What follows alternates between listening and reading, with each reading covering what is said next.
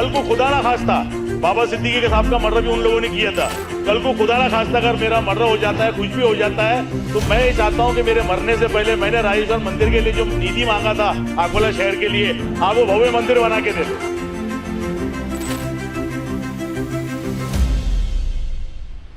बिश्नोई गँगकडून आमदाराला धमकी, गँगची दहशत का वाढली आहे? कोण करताय मदत? बिश्नोई गँग जो शब्द सलमान खानला धमकी दिल्यानंतर आणि गोळीबार केल्यानंतर चांगला चर्चेत आलाय। सलमान खानला धमकी दिल्यानंतर बिश्नोई गँगनं आपला मोर्चा बाबा सिद्दीकी यांच्याकडे वळवला। बिश्नोई गँगनं माजी मंत्री बाबा सिद्दीकी यांची गोळ्या झाडून हत्या केली।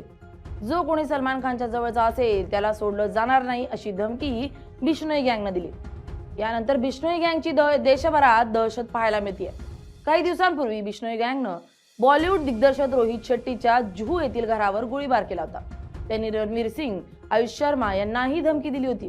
आता 23 जून रोजी बिश्नोई गँगनं पुण्यातील एका स्टील कंपनीवर गोळीबार करत 50 कोटी रुपयांची खंडणी मागितली आहे। 30 जून रोजी पिंपरी चिंचवडमधील फर्निचर मॉलवर गोळीबार केलाय। याबाबत खळबळ उडालेली असताना आता बिश्नोई गँगकडून काँग्रेस आमदार साजिद पठाण यांना धमकीचा फोन आलाय। त्यामुळे बिश्नोई गँगची दहशत चांगलीच वाढल्याची दिसून येते। या व्हिडिओतून पाहूयात बिश्नोई गँगला कोण मदत करताय। बिश्नोई गँगचा एन्काउंटर करून सरकार हा विषय का संपवत नाहीये? बिश्नोई गँगची एवढी दहशत का वाढली आहे? त्यांना पोलिसांची भीती नाहीये का? आमदार सुरक्षित नाही तर सर्वसामान्य लोक कसे सुरक्षित राहणार? पाहूयात। नमस्कार, मी स्नेहल चौधरी, आपण पाहत आहात LS मराठी। बिश्नोई गँग हे सध्या भारतातील सर्वात मोठे संघटित आणि धोकादायक अंडरवर्ल्ड नेटवर्क बनले। बिश्नोई गँगची दहशत देशांतर्गत राज्यापासून थेट आंतरराष्ट्रीय स्तरांपर्यंत पसरली आहे। तुरुंगात राहूनही या गँगचा प्रमुख लॉरेन्स बिश्नोई संपूर्ण नेटवर्क चालवतो। लॉरेन्स बिश्नोई हा सध्या गुजरातच्या साबरमती तुरुंगात बंद असल्याची माहिती आहे, पण तरीही जेलमधून ही गँग चालवतो। बिश्नोई गँगनं पुण्यात काही दिवसांपूर्वी गोळीबार करून धुमाकूळ घातला, ज्यामुळे मुख्यमंत्री फडणवीसांनी बिश्नोई गँगचं नेटवर्क मोडून काढण्यासाठी पुणे आणि मुंबई पोलिसांचं विशेष पथक तयार केलं। खंडणीसाठी परदेशातून VPN वापरून कॉल करणारा आरजू बिश्नोई आणि शुभम लोणकर यांच्या विरोधात केंद्रीय यंत्रणांच्या मदतीनं लुकआउट नोटीस जारी करण्यात आली। असं असताना आता याच बिश्नोई गँगनं थेट काँग्रेस आमदाराला दुसऱ्यांदा धमकी दिली आहे। त्यामुळे आता लोकप्रतिनिधींमध्ये देखील दहशतीचं वातावरण पाहायला मिळतंय।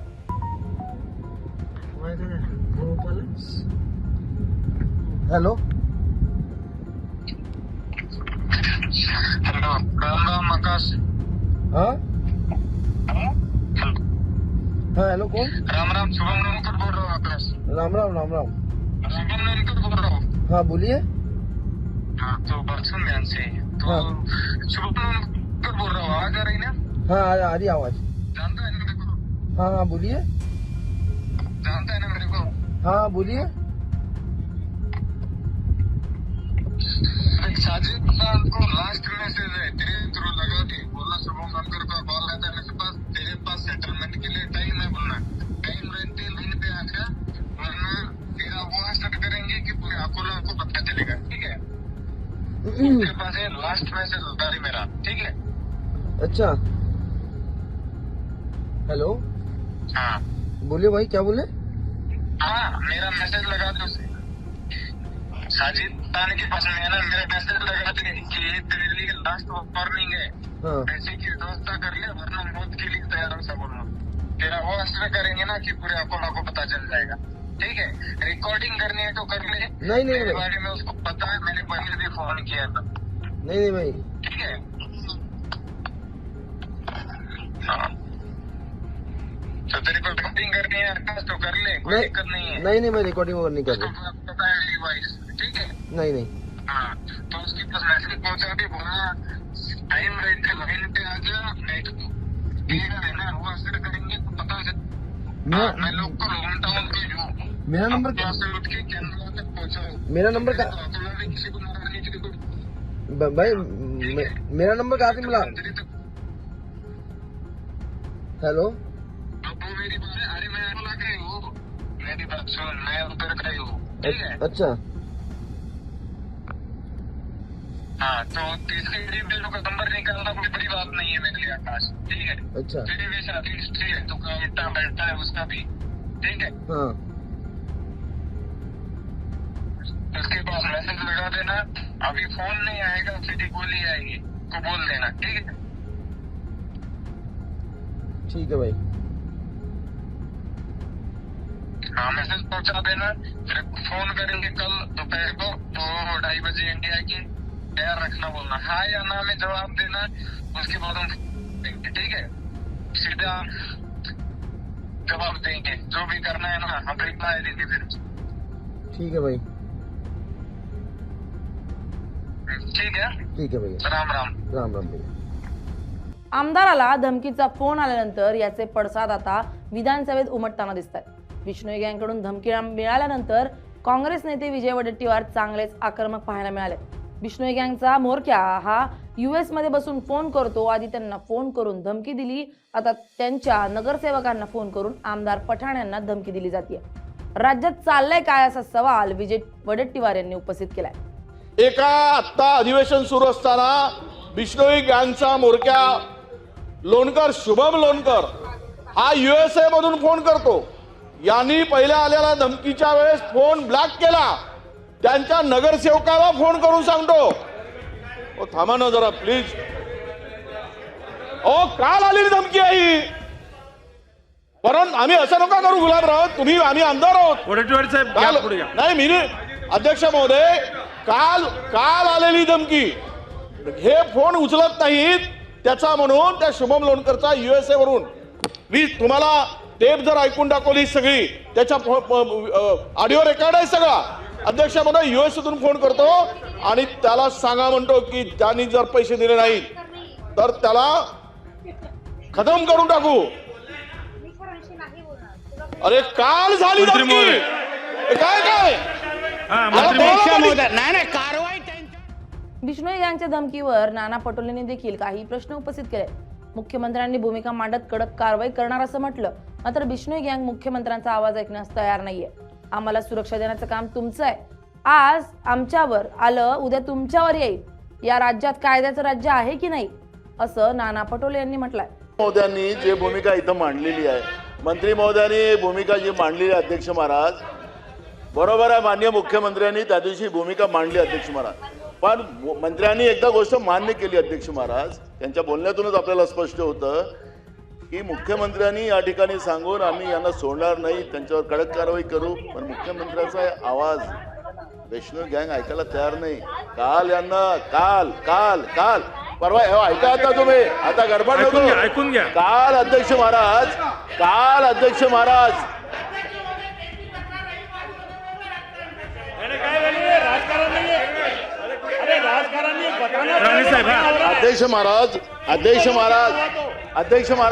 तक्रार करायची आमदार महोदयांना, त्यांची सुरक्षेची जबाबदारी आहे ना सरकारची। अध्यक्ष महोदय उगाच टार्गेट करण्याचं काम चाललं अध्यक्ष महोदय। आता स्थगन कशाबद्दल होता अध्यक्ष महोदय, स्थगन कशाबद्दल होता? अध्यक्ष महाराज माझं पूर्ण होऊ द्या। अध्यक्ष महाराज मंत्री महोदय सांगतात, ते मंत्री आहेत त्याच्यामुळे त्यांना जास्त कळतं असं मला वाटतं, पण अध्यक्ष महाराज हे विधानसभेचं अधिवेशन चालू आहे, अधिवेशनाच्या काळात एखादी घटना होते आणि म्हणून आम्ही सभागृहामध्ये, कारण की आमची जबाबदारी तुमची आहे अध्यक्ष महाराज, आम्हाला सुरक्षा प्रदान करायचं, आम्हाला संरक्षण करणं हे तुमची जबाबदारी आहे, आणि म्हणून आम्ही हा मुद्दा आज इथं आम्ही मांडतोय याच्यासाठी की काल झालेली घटना आहे, परवाच्या दिवशी मुख्यमंत्र्यांनी सांगितलं काल झालं, आणि म्हणून आम्हाला इथं राजकारण करायचं नाहीये, पण अध्यक्ष महाराज आज आमच्यावर आहे, उद्या तुमच्यावर येणार, सिद्ध केलं। आम्हाला सुरक्षेचा विषय नाही आहे, हा सुरक्षेचा विषय नाही आहे अध्यक्ष महाराज। या राज्यामध्ये कायद्याचं राज्य राहिलं की नाही राहिलं? काय बोलताय तुम्ही? नाना पटोले आणि विजय वडेट्टीवार यांनी बिश्नोई गँगवरून सरकारवर टीका केली आहे। दोन्ही नेत्यांनी टीका करताच मंत्री नितेश राणे चांगलेच आक्रमक पाहायला मिळाले। राज्यात कायद्याचं राज्य नाही असं तुम्ही कसं म्हणू शकता? तुम्हाला काय सुरक्षा द्यायची ते आम्ही बघू असं नितेश राणे म्हणाले।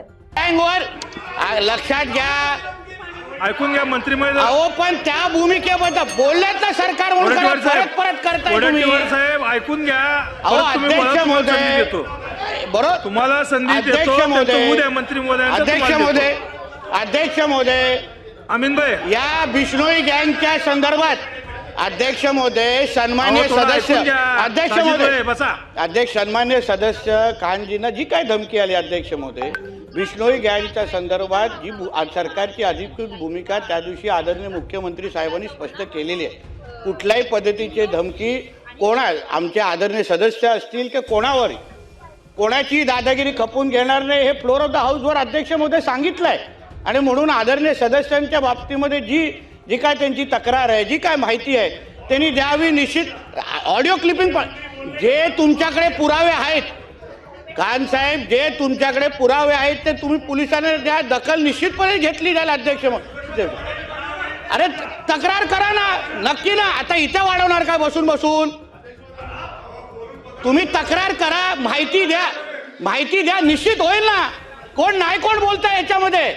नाही, कोणच बोलत नाही अध्यक्ष महोदय. ठीक आहे, आणि त्या नाना दिवशी सीएम साहेबांनी या बाबतीमध्ये भूमिका स्पष्ट केली अध्यक्ष महोदय. मग परत तुम्ही याची परवानगी आहे कसं काय? नाना भाऊ, हा. नाना पटोलेंनी मांडलेला मुद्दा खूपच गंभीर आहे. सदस्यांना आलेल्या धमकीची दखल घेतली जाईल. धमकीचा जो फोन आलाय त्याची माहिती विधानसभा अध्यक्षांना द्या किंवा सरकारला द्या, आम्ही कारवाई करू. जर लोकप्रतिनिधींची सुरक्षा वाढवण्याची गरज भासली तर त्यावर निर्णय घेतला जाईल, असं मंत्री शंभूराज देसाई म्हणाले. सन्मान्य सदस्यांना जे बरं ऐकाल ना, आता सन्मान्य सदस्यांना आपण बसून घ्या. फोनवरनं धमकी बसून घ्या. आलेली आहे, ज्या ऐकून घ्या, साजिद धमकीची भाई. तक्रार सन्मान्य सदस्यांनी आज सभागृहामध्ये केली, हे प्रकरण निश्चितपणाने गंभीर आहे.